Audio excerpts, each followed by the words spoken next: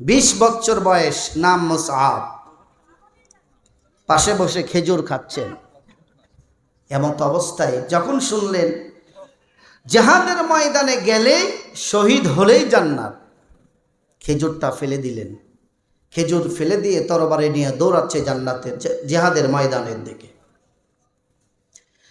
বিশ্বনবী মুহাম্মদুর রাসূলুল্লাহ সাল্লাল্লাহু আলাইহি ওয়াসাল্লাম যখন জিহাদের কথা বললেন, হযরতে মুসআব রাদিয়াল্লাহু তাআলা আনহু বিন্দুমাত্র দেরি করলেন না, জিহাদে যাওয়ার জন্য প্রস্তুতি গ্রহণ করলেন। তরবারিটা নিয়ে নিলেন, জিহাদের ময়দানে দৌড়াচ্ছে। জিহাদের ময়দানে চলে গেল। জিহাদ হচ্ছে কাফেরদের সাথে, কাফেরদের সাথে লড়াই হতেছে। এক পর্যায়ে হযরতে মুসআব রাদিয়াল্লাহু তাআলা আনহুর এক হাতে কালিমার পতাকা বিশ্বনবী তুলে দিয়েছেন, আর এক হাতে তরবারি। দুইটা জিনিস নিয়ে দৌড়াচ্ছে, মারছে, কাফেরদেরকে হত্যা করছেন। এক পর্যায়ে হযরতে মুসআব রাদিয়াল্লাহু তাআলা আনহুর হাতে কম দেওয়া হয়েছে, হাতটা কেটে আল্লাহর জমিনে পড়ে গিয়েছেন। হযরতে মুসআব তখনও থেমে যায় নাই। হযরতে মুসআব রাদিয়াল্লাহু তাআলা আনহু কালিমার পতাকাটা নিয়ে জিহাদের ময়দানে চলে যাচ্ছেন, ঝাঁপায়া পড়ছেন। বাম হাতে কম দেওয়া হলো, বাম হাতটা কেটে জমিনে পড়ে গেল।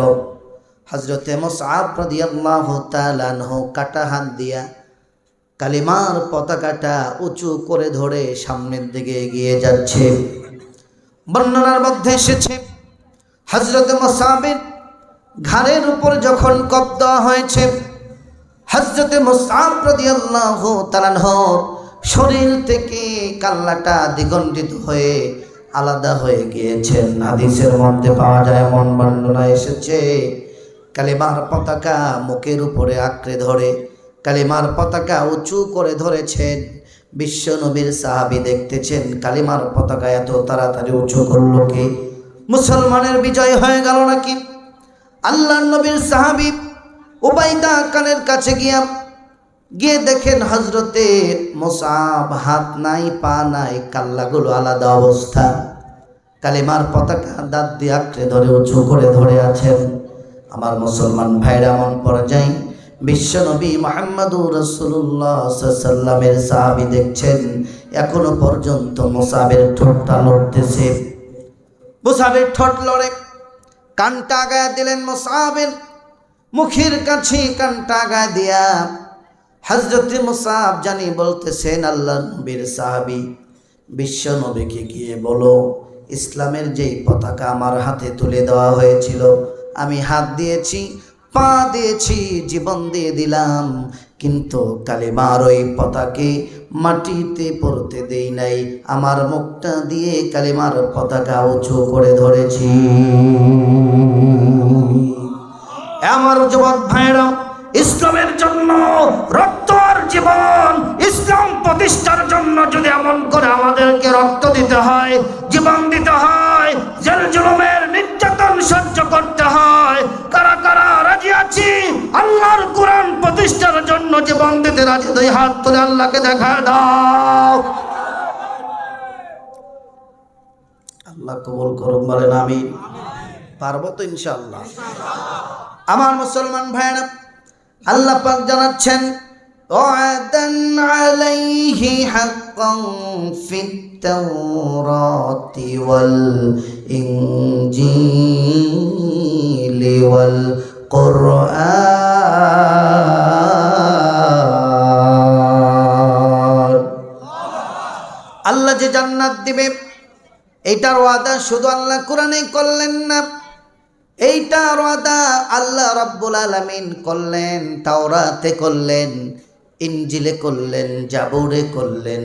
আল্লাহ রাব্বুল আলামিন যে ওয়াদা করেছেন, বলেন তো আল্লাহর ওয়াদার চাইতে আর পূর্ণ ওয়াদাকারী আর পৃথিবীতে কেউ আছে নাকি? অতএব কেউ যদি ঈমান আনে আল্লাহর উপরে, ঈমান আনার পরে আল্লাহর পথে লড়াই করে, আল্লাহর জন্য যদি জীবন দিয়ে দেয়, আল্লাহর ওয়াদা হলো আমি রব্বুল আলামিন তাকে অবশ্যই অবশ্যই জান্নাতে দিয়ে দিব। কিন্তু মুসলমান ভাইরা আমার, আল্লাহ রব্বুল আলামিনের সাথে এই ব্যবসাটা সবাই করতে পারবে না। এই ব্যবসা করার জন্য আল্লাহ রব্বুল আলামিন বললেন এই মুমিনদের গুণ হবে 9টা। কয়টা গুণ? জোরে বলেন, আরো জোরে বলেন। 9টা গুণ যদি ওই সমস্ত মানুষের মধ্যে থাকবে, এই ইমানদারদের গুণ হবে 9টা।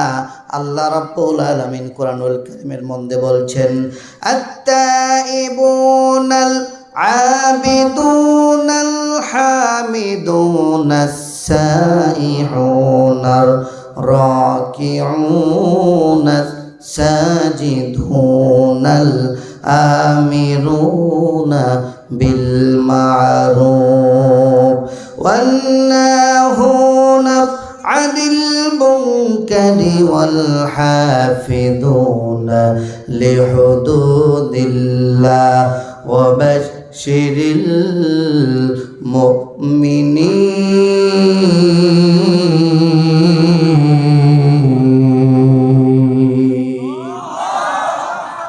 গুণ লাগবে কয়টা? আর জোরে বলেন কয়টা গুণ? 9টা গুণ যাদের মধ্যে আছে। 11 নম্বর আয়াতে আল্লাহ বলছেন মুমিনদের জানমাল কিনে নিলাম, বিনিময় দিলাম জান্নাত। সব মুমিনকে আল্লাহ ডাক দেন নাই, যাদের মধ্যে 9টা গুণ আছে ওই মুমিনদেরকে আল্লাহ ডাক দিয়েছেন তোমরা আমার সাথে ব্যবসা করো। আল্লাহ পাক বলছেন এই দুনিয়ার সবাই মুমিন নয়, মুমিনের মতন দেখা গেলেই কেউ মুমিন হয় না। ছোট একটা বাচ্চা সন্ধ্যাবেলায় বিকাল বেলায় খালের মধ্যে দেখে এত পরিমাণ মাছ, গেঞ্জি খুলে বদনার মধ্যে সব মাছ ধরে বাড়িতে নিয়ে আসছে সন্ধ্যাবেলা। মা বলতেছে রে বাচ্চা তোর শরীরে এত কাদা। মা শুরু করেছে, বলে মা মেরোটা আগে দেখো তোমার জন্য কি আনছি, দেখো কত টাকির বাচ্চা আনছি। মাগুরের বাচ্চা। যখন মা দেখে কারে পিচ্ছি করলি কি, এ তো মাগুরের বাচ্চা না, এ তো সব হলো ব্যাঙের বাচ্চা। মাছ শুরু করেছে বদনা নিয়া দৌড়, রাস্তার মধ্যে দেখছে যে বাবার সঙ্গে দেখা। এবার হঠাৎ করে বাবা বলছে কিরে দৌড়াস কেন? মা মারছে। কি এমন মেয়ে বিয়ে করেছ যে মাছ আনলাম এরপরেও মারে? দেখি তোর কেমন মাছ। এখন বদনার মধ্যে দেখতেছে ভাই মাগুরের বাচ্চা না, সব হচ্ছে ব্যাগের বাচ্চা। ব্যাগের বাচ্চা আর মাগুরের বাচ্চা দেখতে প্রায় সেম সেম, ঠিক কিনা? কথা বলেন ঠিক কিনা? এজন্য অনুরূপ ভাবে মাথায় টুপি আর দাড়ি থাকলে ইমানদার হওয়া যায় না। কথা বলেন ঠিক না বেঠে? আরে আমার দেশের সালমান এফ রহমানের বড় দাড়ি ছিল, সে কি ইমানদার নাকি? জোরে বলে। এর জন্য সব দাড়ি আর টুপি থাকলে ইমানদার হয় না। কথা বলেন ঠিক কিনা? কিছু ব্যক্তিরা আছে টুপি দাড়ি রেখে ইমানদার সাজে। ব্যাগের বাচ্চা যেমন মাগুরের বাচ্চা হয় না, সব টুপিওয়ালা আর দাড়িওয়ালারা মুমিন হতে পারে না, পারে না, পারে না। এজন্য ভাই মাথায় শুধু টুপি আর বড় দাড়ি দেখলে ইমানদার ভাবার কোনো বিষয় নয়। অনেক মানুষ আছে মুখে দাড়ি নাই, মাথায় টুপি দেয় না। তাকে যদি বলা হয় দিনের জন্য ফাঁসিতে ঝোলায়া দিব, হাসতে হাসতে ঝুলে যাবে, ঠিক কিনা বলে? আল্লাহ রাব্বুল আলামিন বলছেন আমার সঙ্গে যারা ব্যবসা করবে ওই ব্যবসায়িক ওই মুমিনদের গুণ হবে 9টি গুণ। তার মধ্যে 1 নম্বর আত-তাইবুন।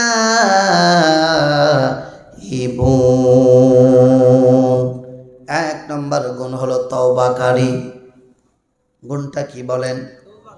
আরো জোরে বলতে হবে গুণটা কি? তওবা মানে কি? ফিরে আসা। গুনাহ করেছি জীবনে, কত গুনাহ করেছি, ফিরে আসতে হবে, ঠিক কিনা বলেন? রাতে গুনাহ করেছি, দিনে গুনাহ করেছি, দরজা বন্ধ করে গুনাহ করেছি, মোবাইল আছে নেটে ঢুকবেন, গুনাহ আছে না নাই? জোরে বলেন। আপনি ইউটিউবে ঢুকেছেন, ওয়াজ দেখতেছেন, ওয়াজ দেখতে দেখতে সানি লিওন সামনে চলে আসে, আসে কিনা? এরপরে অনেক সুন্দরী সুন্দরী মানুষ চলে আসে। তখন একজন ইমানদার কি করবে? ওটাকে ইমপ্রেস করে বের হয়ে যাবে। ইমানদার কখনো তার মধ্যে টাচ করতে পারে না, ঠিক কিনা বলে? যেমন তেমন ইমানদারদেরকে আল্লাহ ওই গুণ শিক্ষা দেন নাই, ওই গুণের ওই ইমানদারদেরকে আল্লাহ ডাকেন দেয়। আল্লাহ বলছেন 1 নম্বরে ওই সমস্ত ব্যক্তিরা যারা তওবা করে।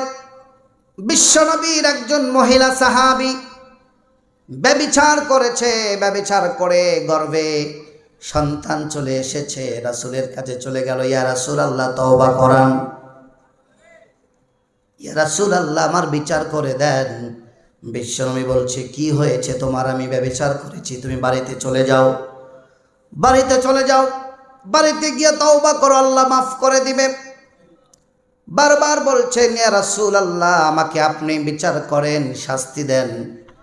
কারণ বিশ্বনবী কোরআন দিয়ে বিচার করে, কোরআন দিয়ে বিচারে আসলে নিশ্চিত ব্যভিচারিণী মহিলাকে হত্যা করা হবে। এর জন্য নবী বলছেন তুমি বাড়িতে যাও, বাড়িতে গিয়ে তওবা করো, আল্লাহ মাফ করবেন।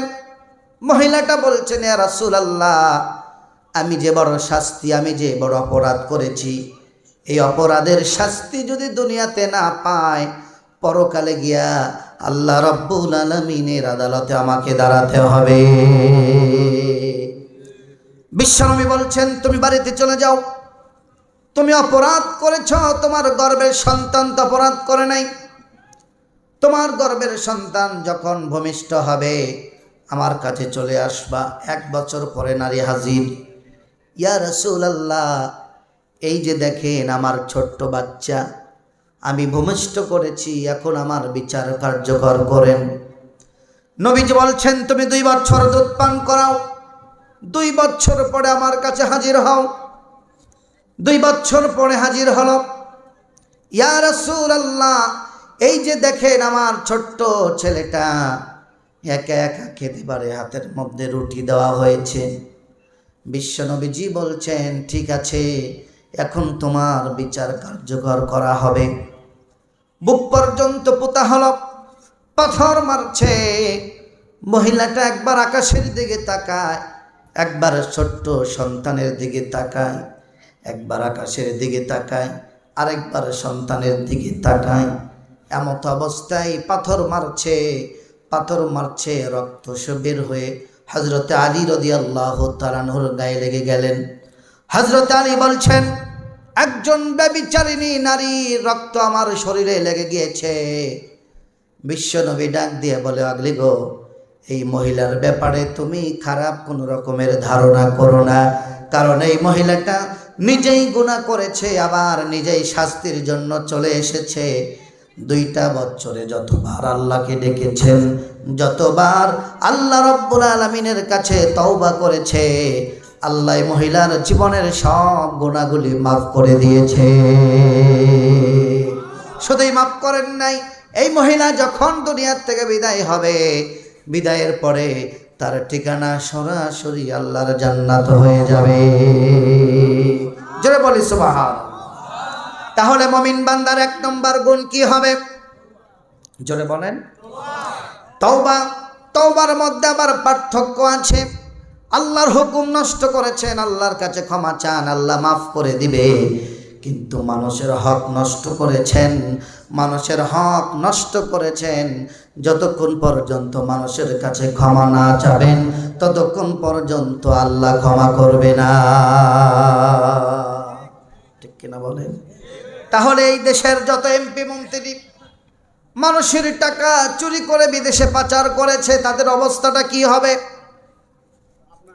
কথা বলে একটু বলেন না, বলেন না, কি হবে তাদের? সব মানুষের কাছে মাপ চাইতে হবে, ঠিক কিনা? যে টাকাগুলো দিয়েছে কাদের টাকা? কথা বলেন না কেন? জনগণের টাকা। নির্বাচনের আগে জমি জমা মাত্র 1 বিঘা 2 বিঘা, নির্বাচনের পরে তার জমি হয়েছে 5000 বিঘা, ঠিক কিনা বলে? আপনারা কি সামনে এরকম নেতা আরো দেখতে চান?